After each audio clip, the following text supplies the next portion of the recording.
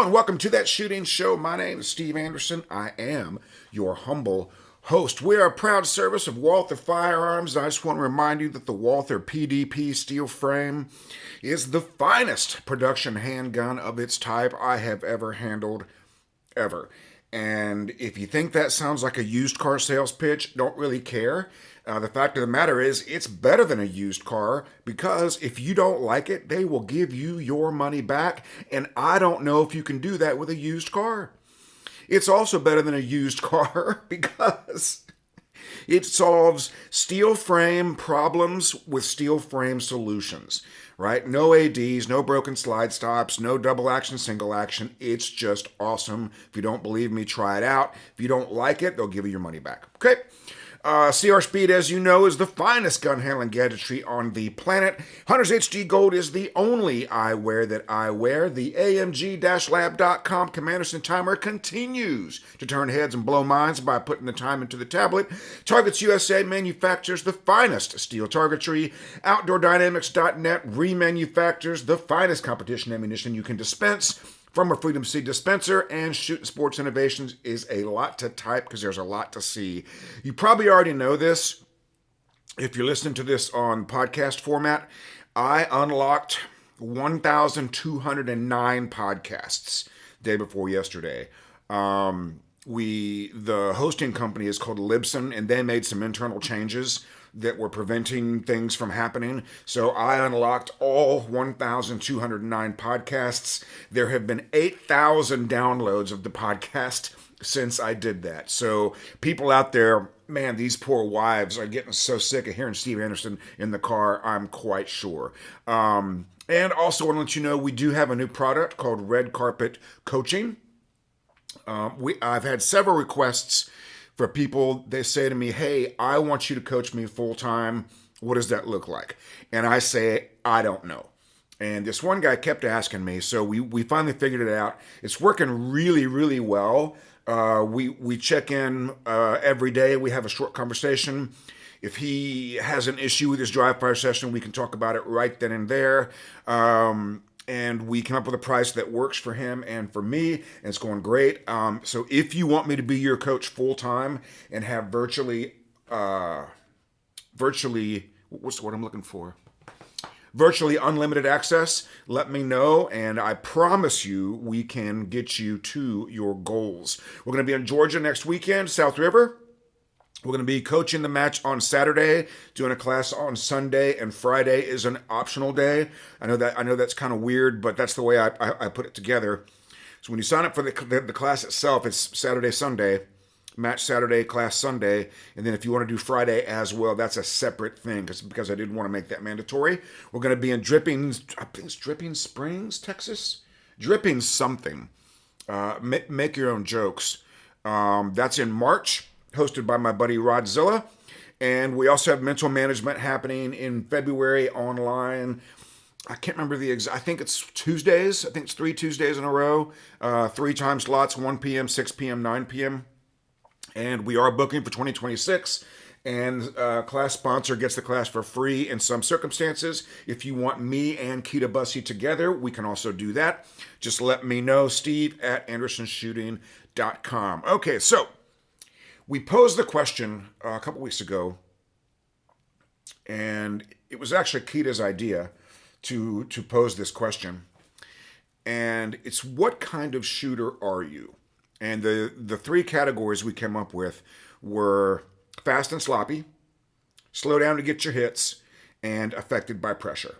Okay, these are the 3 primary mental game issues that we're going to see. So now we're going to do a series of shows to address each category and tell you how to fix these problems. My initial response was the solution is going to be the same for all 3 categories.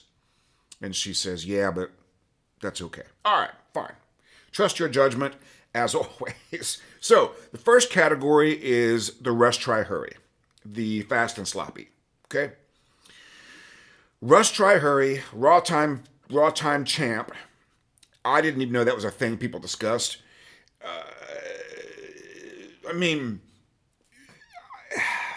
maybe it's some new form of slang like Skibbity Toilet Ohio. I don't know.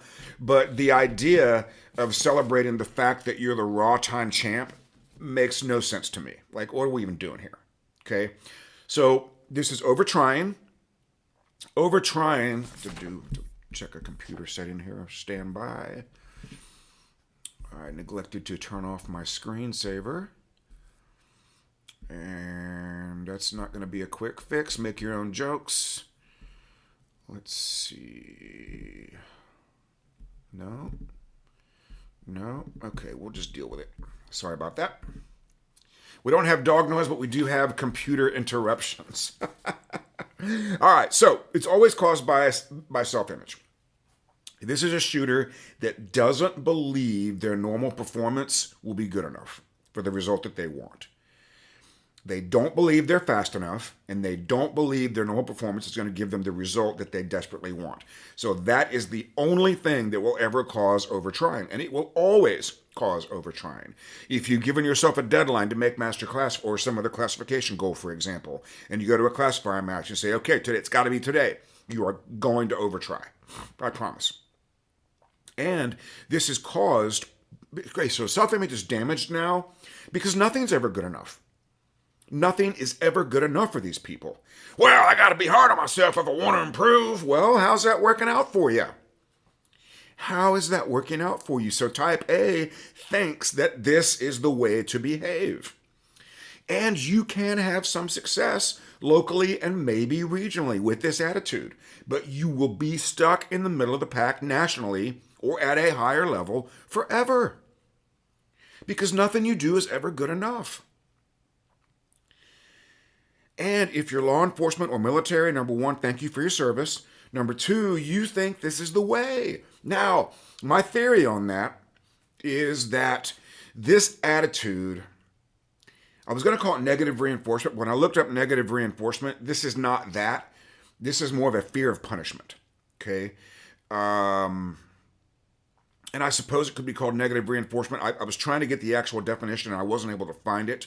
But this military idea of intimidation, screaming, reducing the individual, berating the individual, whatever you want to call that, that is useful in a team environment. Because if you beat somebody down to where they think they're worthless, but they have a team to save, they'll find a way to perform. But if you beat them down and make them feel worthless and there's no team to save, they might just give up. Okay? So that is not that, and that will get you to the middle of the pack. Okay, but this idea that nothing's ever good enough will also be influenced by your upbringing and your occupation. You know, I'm learning just very recently that virtually everything in our psychological makeup comes from childhood trauma. I didn't want that to be true. But the more I get into it, the more I think it is. Fascinating. But literally how you were raised is going to have an impact on what kind of shooter you are. Okay? And your occupation will have an impact on what kind of shooter you are. If you're a finance guy, if you're an attorney, if you're an engineer, these guys have it tough. They have it tough because their job has them always looking for problems, and they make more money the more complicated things are. Blue collar workers, people that work with their hands, mechanics, pilots is my new favorite, and sales. Okay, these occupations have an easier time with self-image because as a mechanic, good enough is good enough. If you're in sales, making the deal is making the deal. If you're a pilot, you know there's no such thing as perfection. So you don't seek perfection, you seek excellence. It's fascinating. And in a sport where there's literally never going to be a perfect score, with the possible exception of a fixed time stage could have a perfect score, it's very rare. This is reflective, again, of the two biggest problems in the sport. And if you're new to Steve Anderson, new to AndersonShooting.com, I'm telling you the information at the top is counterintuitive. This is true of anything. In relationships, the information at the top is counterintuitive. Otherwise, you already know it. Okay? In financing, stock market, computing, science, the information at the top is counterintuitive. Okay, and here's one of them. The conscious control of speed in competition is the biggest problem in the sport. The conscious control of speed in competition will, by definition, prevent you from getting access to subconscious skill. That's where your training lives. That's where your dry fire resides. So anytime you're consciously controlling speed, you're training, you're solving, you might be improving, but you're not performing and you're going to make mistakes. Second biggest problem in the sport is negative imprints, primarily in training. The guy that can't get it right is the guy that's not going to get it right. It's the guy that goes to the match. Okay? The shooter who's too slow is going to be the shooter that goes to the match. But the shooter that says, hey, I met some goals today. Hey, I got faster today. Hey, I'm getting faster naturally. Hey, I'm able to do things quicker without effort. Then that person can go to the match. Okay, self-image is one of the 3 components of performance. And when you're never happy and you're never good enough, that's the person that goes to the match, who's never happy, never good enough. And the result is we have nothing to duplicate. If I'm never happy with my performance at a match or in a stage, what am I going to duplicate when I want good performance? I've got nothing because I'm never happy. Okay? Because I haven't defined success. You're going to see this in classifieritis. I remember I was match mode coaching. I don't remember where it was. And we got to the classifier, and this guy was so close to making master. And he had calculated the hit factor that he needed. He'd done the math to find out how quick he needed to shoot it. And he's walking around in circles going 6 seconds, 6 seconds, 6 seconds. He's got to shoot this thing in 6 seconds. And I know this is going to be a problem. Oh, he shot it in 6 seconds with a mic. He got exactly what he wanted. He got a 6-second run. So this range, this club was allowing classifier reshoots for a fee. He paid the fee for the reshoot. And I said, hey, this guy wasn't even on my squad. I said, hey, let's try something. Would you do me a favor? You have got the skill to shoot this thing at a masterclass level. I just need you to put the dot in the middle of the target without consciously slowing down. He goes, do you think that'll work? I said, well, yeah, I do think that'll work. Absolutely, I'm going to guarantee it.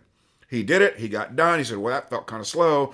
And he shot it, I believe, the same time or maybe faster, and did get a masterclass classification and did get a bump to master by focusing on a process instead of the result.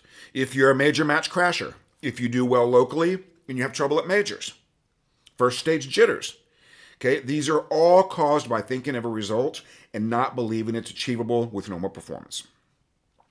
I won my first out-of-state match. I won the Indiana Championship one year by pretending it was in Ohio. So I didn't know much about the mental game. I had read With Winning in Mind. I didn't really understand it. I didn't understand self-image. But I know I'm unbeatable in Ohio, and I know every time I go to state, I get beat. So I decided to pretend that the Indiana State match that year was in Ohio. It was pretty close to the border. I just said, you know what? I'm going to treat this like Ohio. What have I got to lose? I was relaxed. I was goofing off. I was having fun.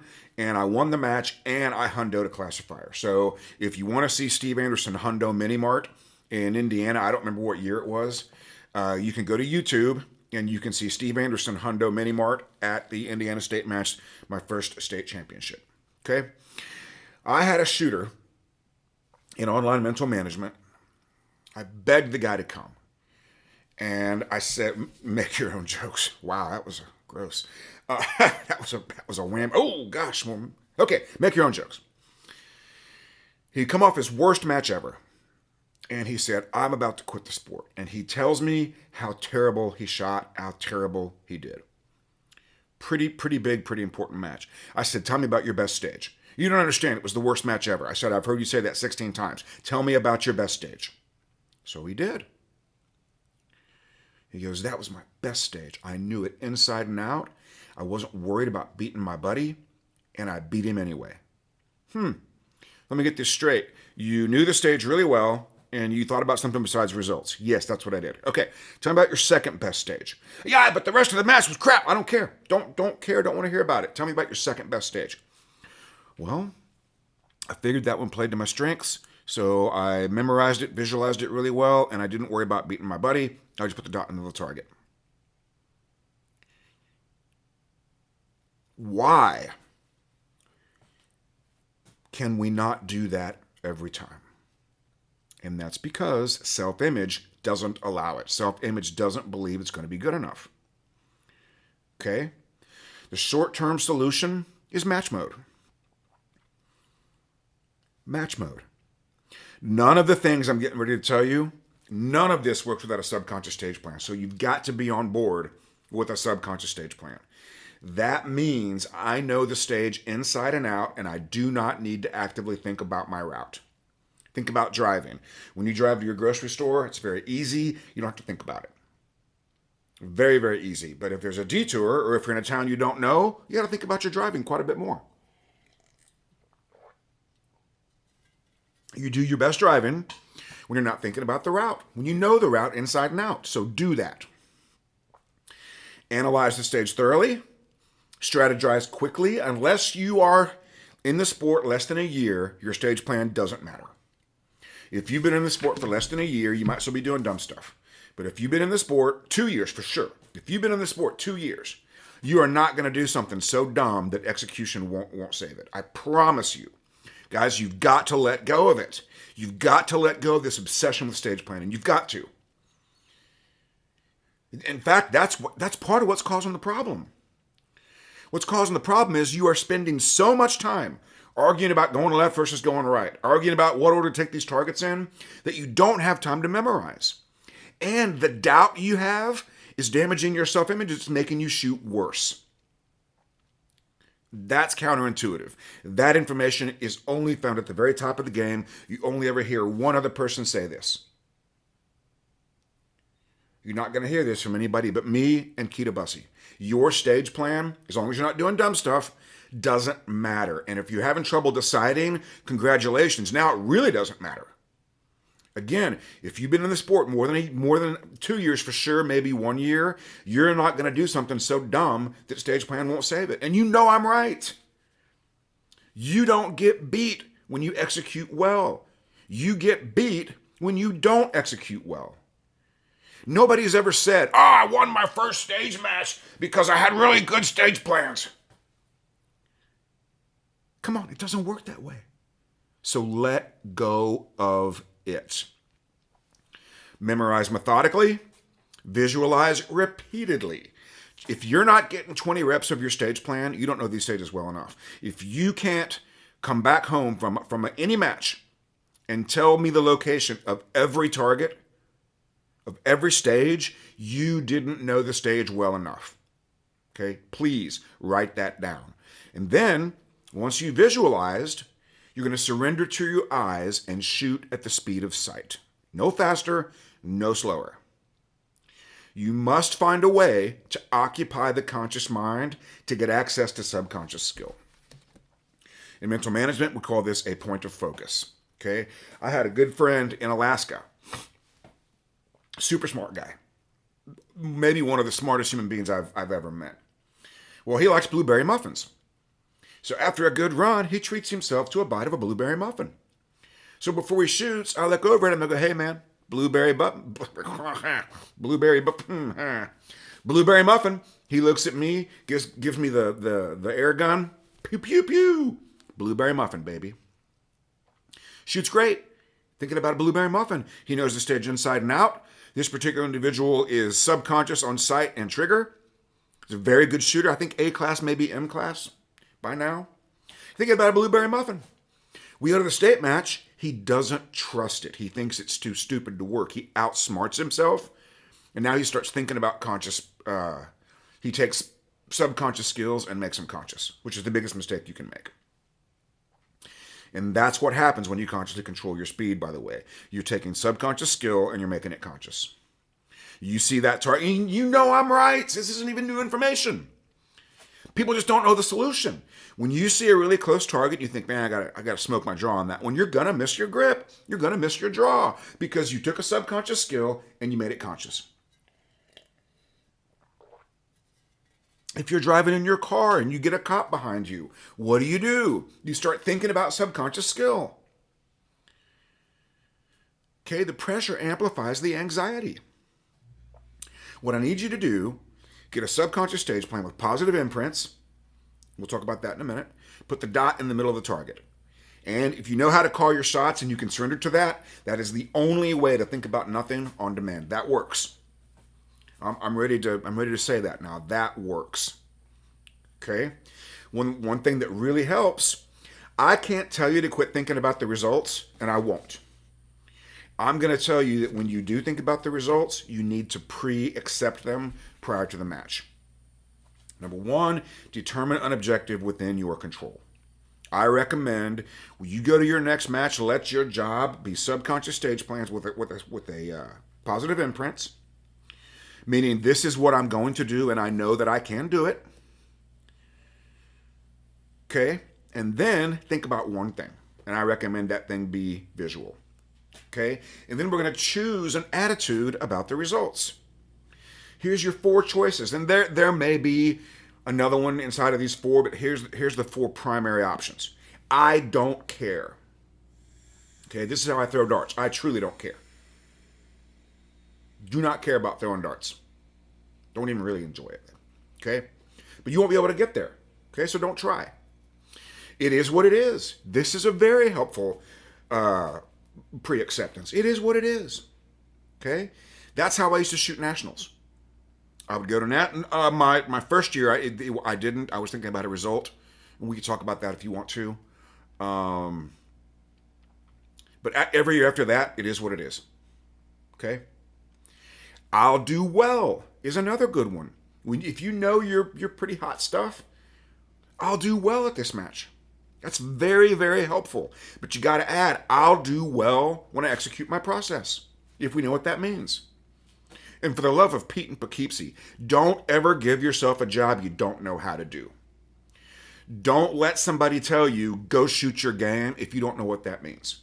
Don't tell yourself to let it go and be in a flow state if you don't know what that means and how to do it. You must give yourself a job you know how to do. Okay? The final one is, I'm a contender to win, or I'm going to win. Okay? That's W-I-N, comma, W-H-E-N. I follow my process and follow my steps. The other thing you can do is use match mode dry fire before the match. Match mode dry fire can be done numerous ways. You could shoot miniature stages, but you wouldn't want to use a par time. You wouldn't want to shoot the same one twice. The other way to do it is to put a par time on your timer of 10 seconds, and then dry fire just 2 targets back and forth, and then go to 12 seconds, do 3 targets, go to 14 seconds, change it, add time, up to 30 seconds. The only real difference between match mode dry fire and speed mode dry fire is makeup shots. A lot of people think that match mode dry fire means slowing down. It doesn't. It simply means activating makeup shots. And now the objective is to leave only acceptable shots as opposed to beating a par time. Okay? We'll talk more about match mode dry fire later. Maybe on a different show. But you must create positive imprints to your self-image during the stage planning process. Okay? What that means is your self-image is a filing cabinet full of opinions. And there are your opinions about your shooting. Each one of your skills has a filing cabinet. Each aspect of the sport has a filing cabinet for your opinions. The sum total of those opinions is who you are and what you do. This is always the same as your performance. Not the result, but your performance. So if you've got a file that says major matches and all the reports say suck, choke, not good enough, middle of the pack, that's in your future. Okay? And you are not in control of those files right now. You're not taking control. You are in control. You're just not taking the right amount of control, right? I think of the mental game is this construction site on the highway, and there's cones and barrels, but there's nothing going on. It's under construction, but there's no work happening. That's the state of most people's mental game. It's under construction, but they're not actively participating in it. But you got to understand, self-image is a filter for skill. Short-term imprints are factual. Okay? For example, if I don't think I'm good at memory stages, okay, and that's who I am and what I do, and I get to a memory stage and I go, wow, I've got this one figured out.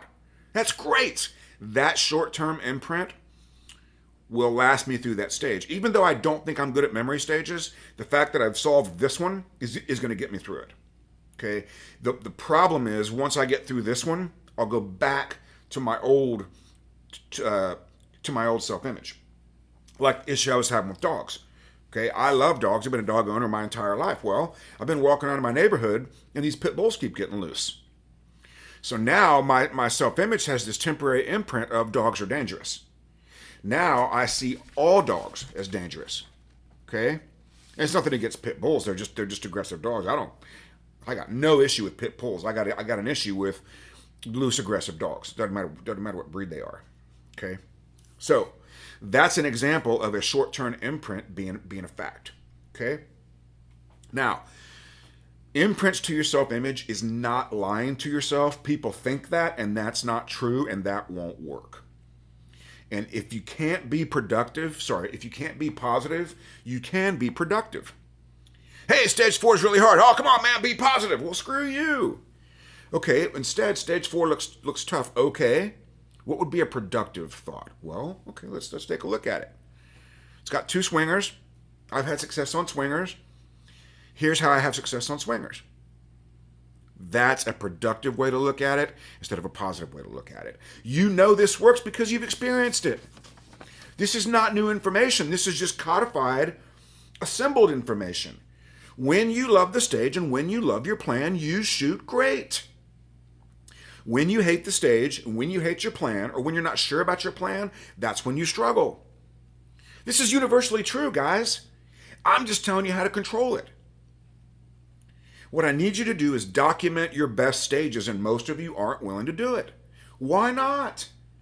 You'll spend all this money and all this time, you'll buy all this gear, but you won't spend 30 minutes writing about your best stages after the match. Why not? This is dry fire for your mental game. Hey, today on stage 2 was my best stage. Here's what I did.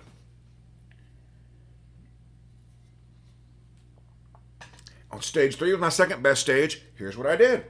Next week, you go to the match. Stage 4 is my best stage. Here's what I did. Okay, now I got a big match coming up. Let me go read about these 3 stages. Okay, the first one, loved the plan, memorized it a lot, had a lot of visual reps. Oh, okay, good.